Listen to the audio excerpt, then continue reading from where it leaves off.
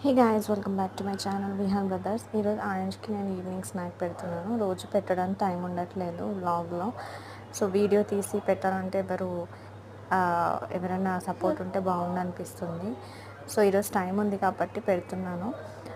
So నేనైతే అటుకులు ఉప్మా చేస్తున్నాను. అందులో గీ వేసి ఒక ప్యాన్లో అయితే గీ వేసి ఆనియన్ అండ్ టొమాటో, పసుపు, ఉప్పు, కారం అండ్ పెప్పర్ పౌడర్ వేసాను.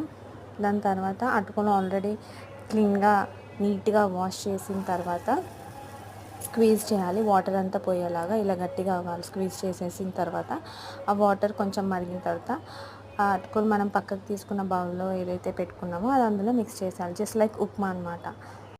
అండ్ అందులో ఆల్రెడీ నేను కాజు అండ్ బాదాం పౌడర్ అయితే మిక్స్ చేసి పెట్టుకున్నాను. సో ఆ పౌడర్ అయితే ఇందులో యాడ్ చేశాను లైట్గా, ఎక్కువ చేయకుండా. ఆల్రెడీ మార్నింగ్ టిఫిన్లో కూడా పెడతాను కాబట్టి ఇప్పుడు లైట్గా తీసుకున్నాను.